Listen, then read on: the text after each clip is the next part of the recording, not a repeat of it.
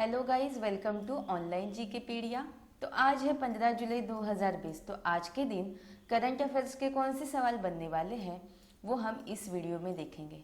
लेकिन उसके पहले कल के जो करंट अफेयर्स के सवाल थे उनको हम एक बार रिकॉल करेंगे। तो पहला सवाल क्या था? पहला सवाल है, भारतीय रेलवे ने पहली बार किस राज्य के गुंटूर से बांग्लादेश को सूखी मिर्च का परिवहन किया है? तो सही जवाब क्या होगा? एपी होगा। अगला क्या है, हाल ही में किसने CII-ITC सस्टेनेबिलिटी अवार्ड 2019 जीता है? तो सही जवाब होगा NTPC। ठीक है। अगला है, हाल ही में मलाला दिवस कब मनाया जाता है? तो 12 जुलाई को मनाया जाता है। क्यों? क्योंकि मलाला यूसुफजई जो है उनका जन्म दिवस कब होता है? तो 12 जुलाई को ही होता है। अगला है, हाल ही में किस मंत्रालय ने असीम पोर्टल शुरू किया है? तो सही जवाब क्या होगा? कौशल विकास उद्यमिता मंत्रालय। ठीक है। अगला है, चर्चे में रहने वाला भाषण 4 द्वीप किस देश में स्थित है? तो सही जवाब होगा बांग्लादेश। अगला है, हाल ही में दिल्ली के मुख्य निर्वाचन अधिकारी के रूप में किसे नियुक्त किया गया है? तो सही जवाब क्या होगा? जी नरेंद्र कुमार। ठीक है। अगला है, सिंगापुर के प्रधानमंत्री वापस कौन बन गए हैं? तो ली सिन लूंग। ठीक है। उसके बाद है, हाल ही में किस देश की स्मार्ट गर्ल चैटलाइन नाम की व्हाट्सएप चैटलाइन ने वर्ल्ड बैंक ग्रुप और SVRI से डेवलपमेंट मार्केटप्लेस अवार्ड जीता है? तो सही जवाब क्या होगा? कंबोडिया होगा। अगला है, हाल ही में छत्तीसगढ़ के किस जिले में भारत की पहली राज्य स्तरीय ई लोक अदालत शुरू की गई है? तो सही जवाब होगा बिलासपुर। ठीक है। तो आप मुझे कमेंट करके बताइएगा बिलासपुर के मुख्य न्यायाधीश कौन है? जो बिलासपुर उच्च न्यायालय है उसके मुख्य न्यायाधीश कौन है? अगला है, हाल ही में किस भारतीय ने 30 सेकंड में एक पैर से 101 छलांग लगाकर गिनीज बुक में नाम दर्ज कराया है? तो सही जवाब क्या होगा? सोहम मुखर्जी। तो ये थे हमारे कुछ रिवीजन के सवाल। हम बढ़ते हैं हमारे आज के करंट अफेयर्स की ओर। ठीक है। तो पहला सवाल है, निम्न में से कौन सा कथन सही है ये आपको बताना है। ठीक है। तो ऐसे टाइप के जो क्वेश्चंस है वो UPSC में पूछे जाते हैं।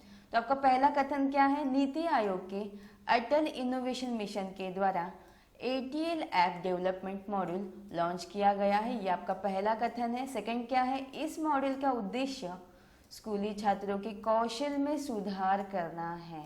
ये रहा आपका सेकंड कथन। तो आपको बताना है ये जो दो कथन है उसमें से सही कौन सा है। तो इस सवाल का सही जवाब क्या होगा? पहला और दूसरा दोनों कथन क्या है? सही है। ठीक है। हाल ही में जो नीति आयोग है इसके अटल इनोवेशन मिशन के द्वारा देश भर में स्कूली छात्रों के लिए ATL ऐप डेवलपमेंट मॉड्यूल जो है उसे लॉन्च किया गया है। ठीक है। भारतीय स्टार्टअप प्लेजमो कौन सा है? प्लेजमो के सहयोग से ATL ऐप डेवलपमेंट मॉड्यूल जो है इसे लॉन्च किया गया है। ठीक है।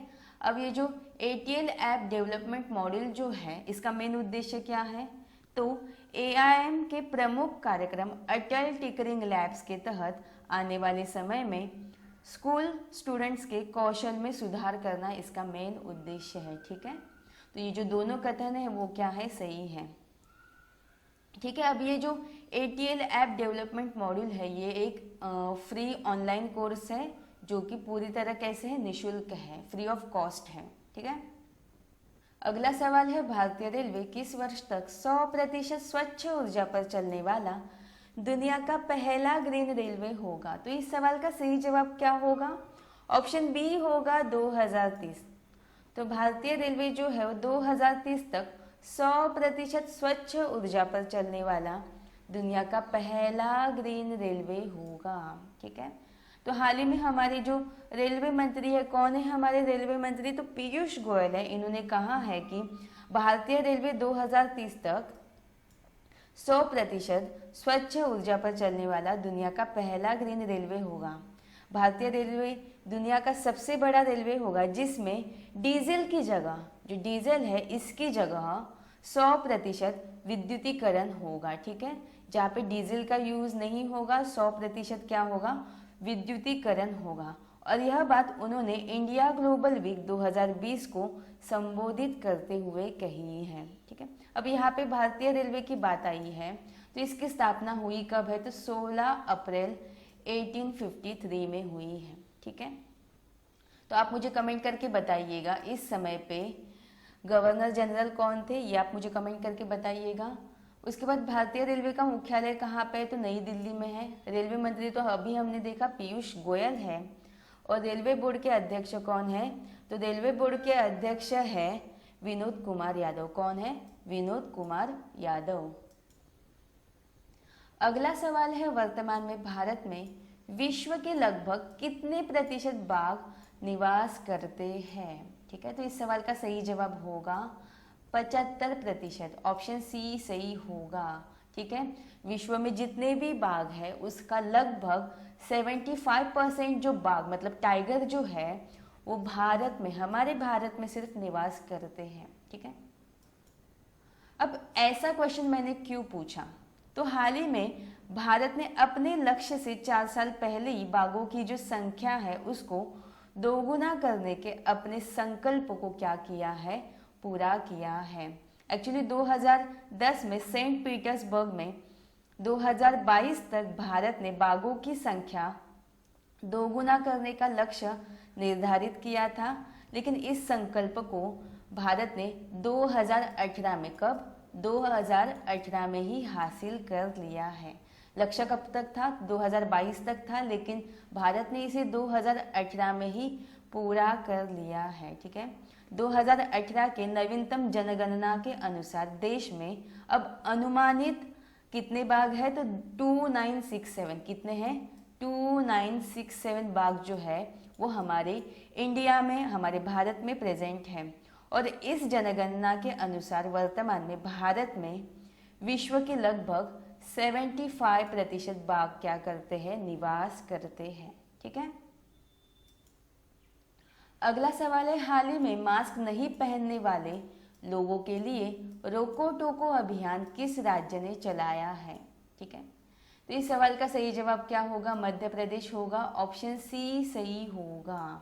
ठीक है, अब ये जो अभियान है, रोको टोको अभियान है, ये क्यों चलाया जाएगा, ये आपको जानना होगा। क्योंकि कोविड-19 के चलते राज्य में सभी सार्वजनिक स्थान है वहाँ पे मास्क का उपयोग क्या किया गया है, अनिवार्य किया गया है। लेकिन इसके बावजूद भी कुछ लोग ऐसे होते हैं कि वो सार्वजनिक स्थान पे क्या करते हैं, मास्क नहीं पहनते हैं। तो ऐसे लोगों को मुख्यमंत्री जीवन शक्ति योजना के तहत क्या किया जाएगा, मास्क जो है वो प्रोवाइड किया जाएगा। लेकिन ये जो मास्क उनको दिया जाएगा उसके लिए उनको उसका शुल्क भी देना पड़ेगा। तो प्रति व्यक्ति इस मास्क का शुल्क कितना होगा, तो 20 रुपये होगा। कितना होगा, 20 रुपये होगा। तो ये जो अभियान है इसके वजह से 2 फायदे होंगे। तो 2 फायदे कौन से होंगे, पहली बात तो लोग क्या करेंगे, सार्वजनिक स्थानों पे क्या पहनेंगे, मास्क पहनेंगे। और जो सेकंड फायदा है वो क्या है, तो मुख्यमंत्री जीवन शक्ति योजना के अंतर्गत मास्क बनाने वाली जो महिला है उनको क्या होगा, रोजगार प्राप्त भी होगा। ठीक है, तो अब यहाँ पे एमपी की बात आई है, तो हाल ही में एमपी के जितने भी करंट अफेयर्स हमने देखे हैं उनको एक बार हम रिकॉल करेंगे। तो पहला क्या है, इंतजार आपका नामक जो पोर्टल है पर्यटकों के लिए वो शुरू की गई है। उसके बाद आसपास नामक हेल्पलाइन, ठीक है, एमपी पुलिस ने शुरू की है जो डिप्रेशन में रहते हैं उनके लिए। उसके बाद हमारा घर हमारा विद्यालय अभियान छात्रों के लिए शुरू किया गया है। किल कोरोना अभियान, निष्ठा विद्युत मित्र योजना। उसके बाद दिव्यांग आंगनवाड़ी कार्यकर्ताओं को कोरोना योद्धाओं का दर्जा किसने दिया है, तो एमपी ने ही दिया है। उसके बाद थैंक्स मॉम नामक वृक्षारोपण, रोजगार सेतु योजना, चरण पादुका अभियान, FIR आपके द्वार योजना और जीवन अमृत योजना जो है, ये सारी जो योजनाएं और अभियान जो है वो एमपी ने ही शुरू किए हैं। ठीक है, उसके बाद मैप में हम एमपी की पोजीशन कहाँ पे वो देखेंगे, थोड़ा सा जूम करके बताती हूँ। तो ये रहा हमारा एमपी। तो एमपी की जो सीमाएं हैं वो किससे किससे कनेक्टेड है, पहला तो है गुजरात, फिर है राजस्थान, उत्तर प्रदेश, छत्तीसगढ़, और महाराष्ट्र। तो इन सभी राज्यों की सीमा जो है वो एमपी से क्या है, कनेक्टेड है। एमपी की राजधानी क्या है, तो इसकी राजधानी है भोपाल। यहाँ के मुख्यमंत्री कौन है, तो शिवराज सिंह चौहान है। राज्यपाल कौन है, तो आनंदीबेन पटेल। इनको अतिरिक्त प्रभार दिया गया है। एक्चुअल में ये राज्यपाल कौन से राज्य की है, तो ये यूपी की है, साथ ही साथ अभी एमपी की भी है। उसके बाद लोकसभा सीटें कितनी है, 19 है। राज्यसभा सीटें है 11 और विधानसभा सीटों की अगर बात की जाए तो वो है 231। उसके बाद है उद्यान और अभयारण्य कौन से है यहाँ पे, तो कान्हा-किसली नेशनल पार्क और बांधवगढ़ नेशनल पार्क। ठीक है। उच्च न्यायालय कहाँ पे है, जबलपुर में है और न्यायाधीश कौन है, तो अजय कुमार मित्तल है। अगला सवाल है स्टाइरिन ग्रैंड प्रिक्स 2020 रेस जो है वो किसने जीती है। तो इस सवाल का सही जवाब क्या होगा, ऑप्शन डी होगा लुइस हैमिल्टन। ठीक है, लुइस हैमिल्टन जो कि ब्रिटेन के हैं और मर्सिडीज के ड्राइवर है। तो इन्होंने ही ऑस्ट्रिया में हुई जो स्टाइरिन ग्रैंड प्रिक्स 2020 रेस जो है वो जीती है। अगर सेकंड पोजीशन की बात की जाए तो सेकंड पोजीशन पे कौन है, वोल्टेरी बोटास है जो कि फिनलैंड के रेसर है और ये कौन से कार के ड्राइवर है, तो मर्सिडीज के हैं। और थर्ड स्थान पे कौन है, तो थर्ड पोजीशन पे मैक्स वेस्टप्पन जो कि बेल्जियम के रेसर है और यह रेड बुल के क्या है, ड्राइवर है। तो आपको ये तीनों फैक्ट याद रखने होंगे। तो अभी हाल ही में स्टाइरिन ग्रैंड प्रिक्स 2020 रेस जो है वो किसने जीती है, तो लुइस हैमिल्टन ने जीती है जो कि ब्रिटेन के रेसर है। ठीक है।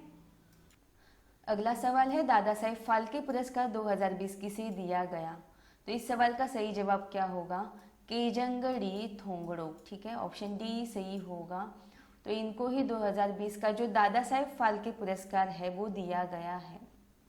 ये जो केजंगडी थोंगड़ोक है यह अरुणाचल प्रदेश के एक फिल्म निर्माता है और इनकी एक शॉर्ट डॉक्यूमेंट्री फिल्म है जिसका नाम क्या है, जिसका नाम है छी लुपो। क्या है, छी लुपो। तो इसी शॉर्ट डॉक्यूमेंट्री फिल्म के लिए इन्हें ये दादा साहेब फाल्के पुरस्कार 2020 है वो दिया गया है। तो छी लुपो जो है वो केजंगडी थोंगड़ोक, इन्होंने हनी हंटिंग मतलब जो मधुमक्खी छत्तों से शहद इकट्ठा करने का जो काम है इस पर बनाई गई एक शॉर्ट डॉक्यूमेंट्री फिल्म है और इसी मूवी के कारण इनको दादा साहेब फाल्के पुरस्कार 2020 जो है वो दिया गया है। अब यहाँ पे बात आई है इस पुरस्कार की, दादा साहेब फाल्के पुरस्कार की। तो ये जो पुरस्कार है इसकी स्थापना हुई कब है, तो इसकी स्थापना हुई है 1969 में। ठीक है, ये सिनेमा के क्षेत्र में दिया जाने वाला एक पुरस्कार है।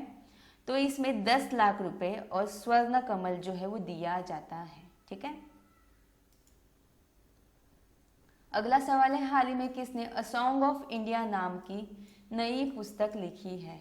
तो इस सवाल का सही जवाब क्या होगा, ऑप्शन सी होगा रस्किन बॉन्ड।